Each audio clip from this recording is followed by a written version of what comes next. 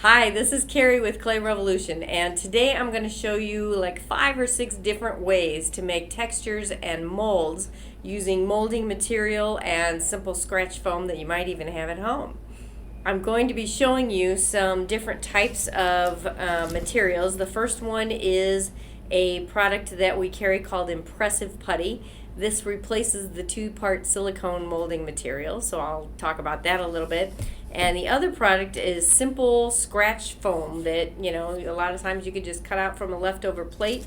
We do carry square sheets online if you do want to get those from us, but you don't need to purchase this if you have some of the material at home. So let me get right into it and show you some of these fun projects. Impressive Putty is an organic putty which is heated in the microwave to soften. When it cools, it hardens slightly, creating a flexible mold similar to the silicone molding materials. I keep my putty in plastic bags to prevent the oils from seeping onto my other molds. When you're ready to use it, just place some putty in a microwave-safe bowl. I used a little glass bowl in this case. And you're going to heat it for about 10 to 30 seconds depending on the amount that you have. These are some old molds that I have that I'm also going to reheat. I'm going to tear this one up into smaller pieces so it fits in my bowl. And I'm going to heat this entire thing for about 15 seconds for this amount of putty. After that, I'm going to mix it together and get a good consistency. Now my mold's ready to start mixing. This is really hot right now, so use a tool to be sure to mix this well. You don't want to put your fingers in here, it could burn you. As I'm mixing it, I'm just trying to get the consistency nice. I'm mixing old putty with new putty, and you'll see it starts to soften all throughout. Once it's soft enough and cool enough to touch, I can do this with my fingers. You'll see in a second here, we'll try to touch it and see if it is cool enough to use. But until then, you definitely want to use your spatula or some kind of a stirrer. You could use a spoon to do this. It would be just fine. I think now it's cool enough I can handle it a little bit. I'm going to use a roller to mix this together really well so it's very even and consistent. And you'll see how soft it is right now because it's very warm. As it cools is when it starts to firm up.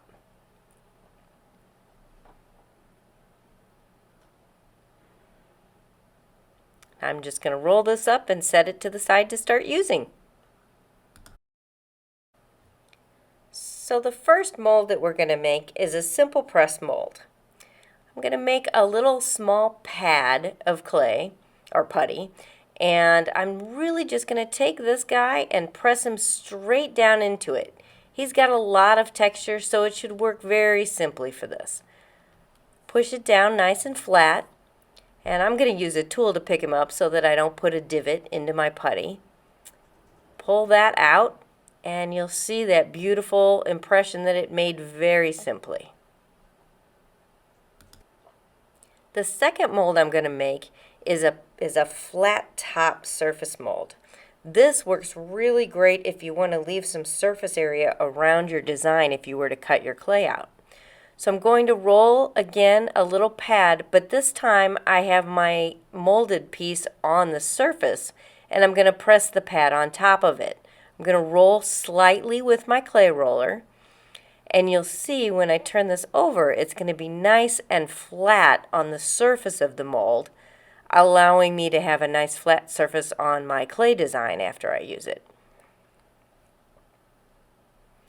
I can also cut off any excess putty material just to save working time for this nice soft putty that I have going right now, since I don't really need a mold that's that big.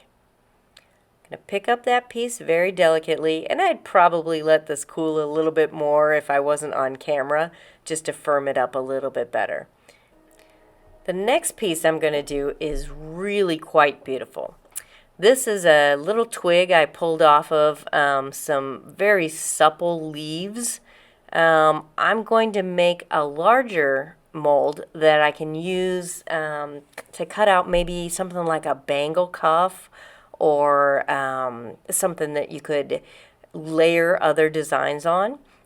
I'm going to roll the putty flat first to give myself the right working area. So I'm going to roll this out a little bit, get it nice and flat.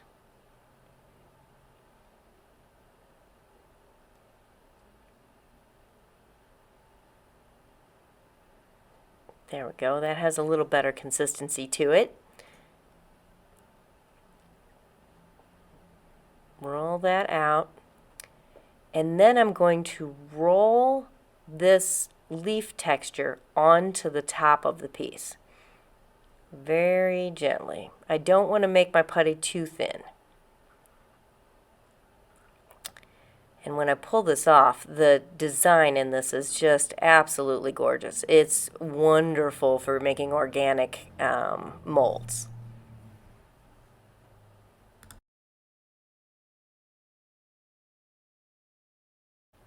Now, this next texture type is really a texture mat. Let's say I want the reverse image of a texture mat that I already have. I can just use my putty to create my own texture mat off of the reverse image of this one. So again, I'm going to roll the putty out flat for this because I really do want a flat texture mat. I'm going to use my gauges, roll this out nice and flat, kind of into the shape of a texture mat that I would normally want to use. Then put it on top of the existing texture mat. Roll it out nice and firm to pick up that design. And now I have the reverse image of this texture. It's absolutely gorgeous. I can cut off the excess and, just have the size mat that I would want to work with. So I'm just going to cut this off, make myself a little rectangular shaped mat. And the putty does stay very pliable. I would say over time it hardens a little bit. So you could, something thin like this, you could still bend it even after months and months and months in storage, but it'll be a little firmer than the first few weeks.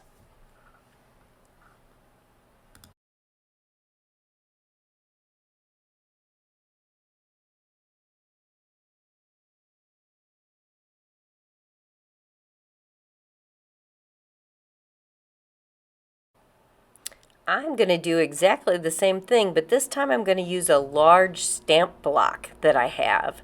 I have trouble when I try to stamp onto my clay. A lot of times the stamps aren't even and I get weird impressions. It's deeper in some areas than other areas. So I really like to use a more flexible texture mat rather than a stamp. So I'm going to do exactly the same thing. I'm going to roll out a nice little pad of clay and roll it right on top of this large stamp to make myself a texture mat.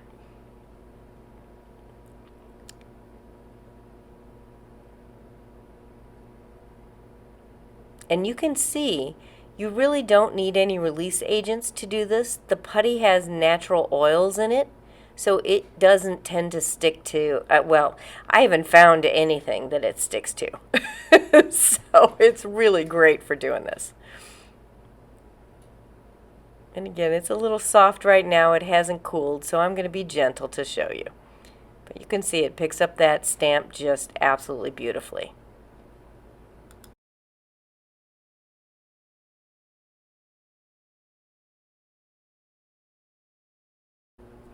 Okay, and the last Impressive Putty mold I'm going to show you is a 3D mold versus the 2D molds. We're going to mold this entire little round organic seed pot that I found. The way that I do this, you're going to need two sides. And I'm going to do this quickly for you on camera, but I'd probably take a little longer to do this. So I'm going to make a deep enough chunk of clay that I can press this piece a little bit more than halfway into. I'm going to do that. and then I'm going to flatten the top of that mold, because I want the next piece that I create to be able to lay exactly on the top of there. Okay? So this is where I would let this one set up all the way. It'll, depending on what temperature it is outside, it could take maybe 15-20 minutes for this to harden.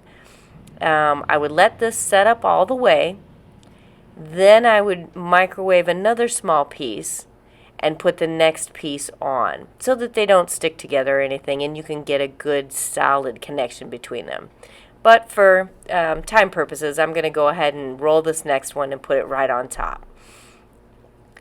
I make another little pad, press it straight down on top of that piece so that I pick up that deep texture inside that little ball or outside that little ball.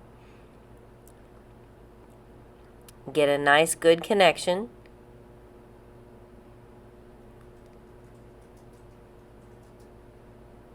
And then I'm going to mark the side so that I know when I use these two molds, I know how they connect to each other. And again, I would normally let that firm up all the way, but to show you what that looks like on the inside, I can take that apart for you right now.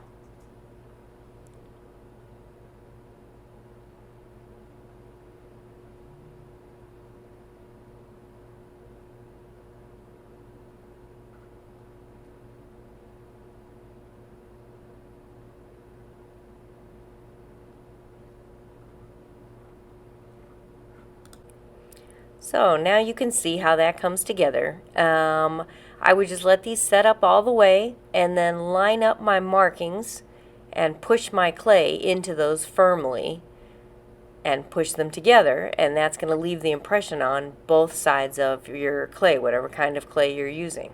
They're great little 3D mold tools. So now I can show you how to use a few of these molds that we've created.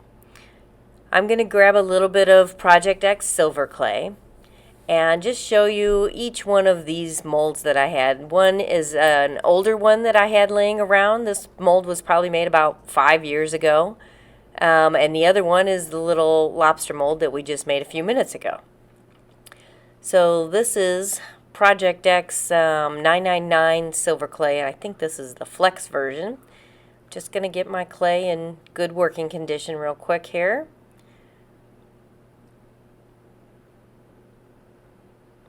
You do want to use release agent, even though these molds have a bit of an oil on the surface. You still want to use a little bit of release agent with them. You don't need to use much. It's just kind of a insurance protection in case your clay sticks. So we use liberation spray.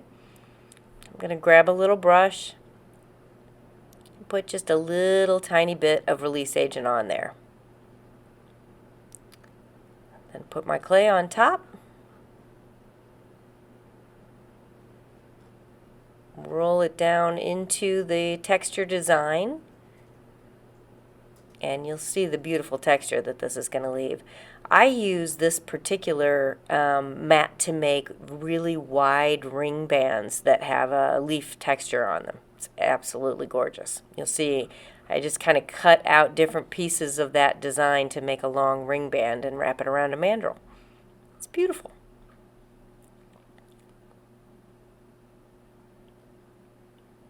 And see, that's how you can see the level of bendability on that one. And again, that one's about 5 years old. And it would microwave in just a split second again. Okay, so I'm just going to take a smaller piece of clay and roll it into the little lobster design.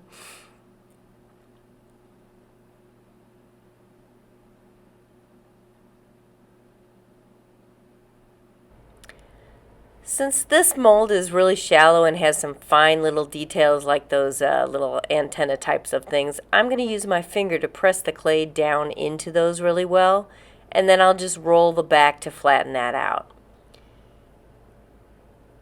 And you'll see when I take the clay out of here, now I have a nice flat surface around my lobster design that I could just cut out, like for instance maybe a circle shape or oval, I guess, in this situation.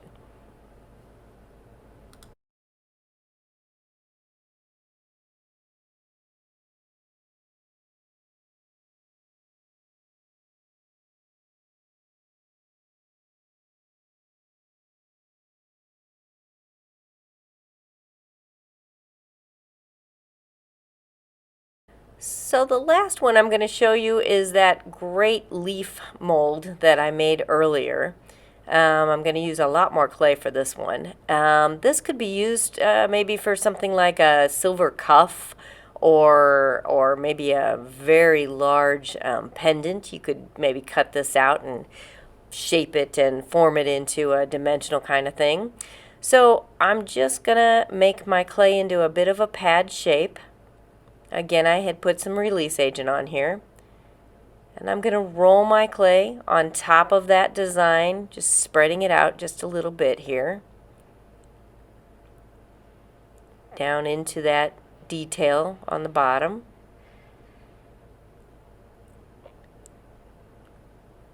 And get it all nice and flat. And then again, show you how beautiful the texture of this design is. Organic designs in metal clay are really a wonderful use of metal clay material. Look at that gorgeous texture.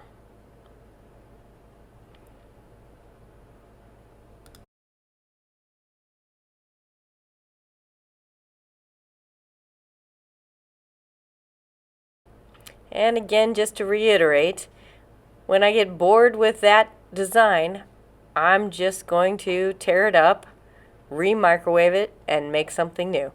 It's such a fantastic material to use for making molds.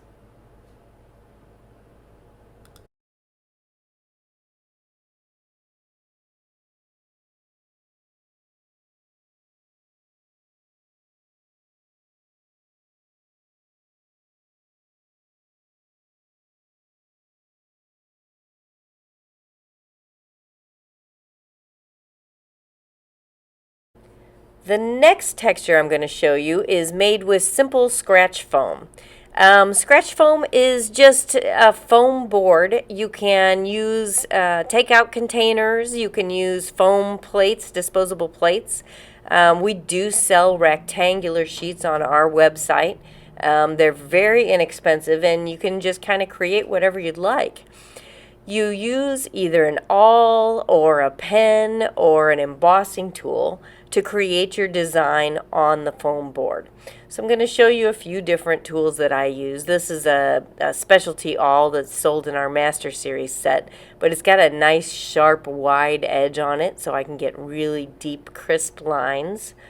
Many times I use a pen to do that so that I can see where I'm drawing, or you can use an awl that's not super sharp to draw. And I'm really just going to draw my design into the scratch foam. And basically I'm creating my own texture sheet. So I'm just going to kind of put some lines on this one, some circles, just a rough idea so that you can see how easy it is to create a texture design. You can reuse something else that you find. You could trace over it, which I'll show you in a little bit. Or you could really press anything into this. It doesn't take embossing of texture plates very well. It's not crisp, but you could do that if you wanted a simple low relief kind of texture. So here I've just drawn a little bit of a design. You can see the image of that there. It's a nice deep design. And I'm going to use my clay just to roll across the surface so that you can see what that looks like. It's got a bit of instead of the design lines being very sharp, they're going to have a little bit of a rounded edge in each line. So it creates a bit of a unique texture on your clay. I am going to use just a little bit of release agent with this. You don't need much. And I'll just roll this on here so that you can see what that design looks like.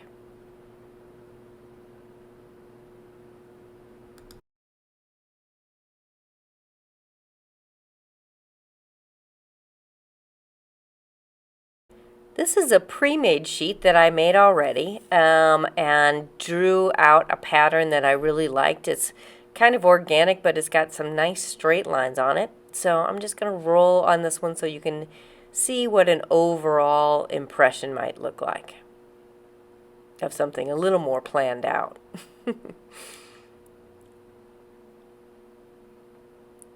Beautiful, simple texture.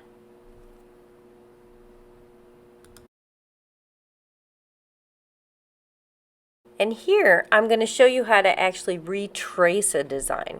So I printed out this little round design just on a piece of regular paper, and I use my ballpoint pen to color in the black areas. And I'm pushing down into the foam as I do that. By doing that, I'm embossing the dark area down into that foam board. So I'll show you here kind of what it looks like from behind.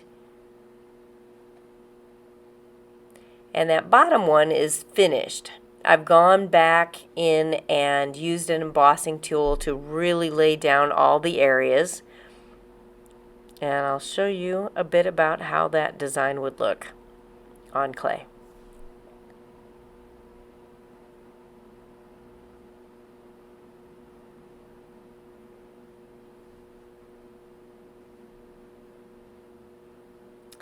See how the edges are nice and soft? It's not super crisp lines.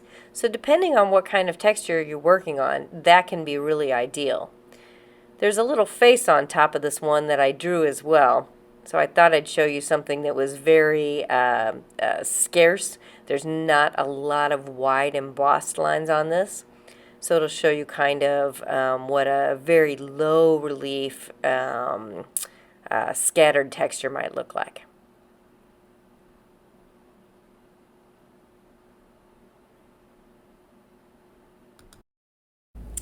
So I hope you enjoyed the demonstration today. Again, we have Impressive Putty on our website. It's completely reusable. I haven't found a limit to it. I have remelted these guys many times. So it is an incredible deal when you compare it to the two-part silicone compounds that are like at the craft stores and things, because as you guys know, once you make that mold, you can't break it back down, and it's going to sit in your drawer for a long time.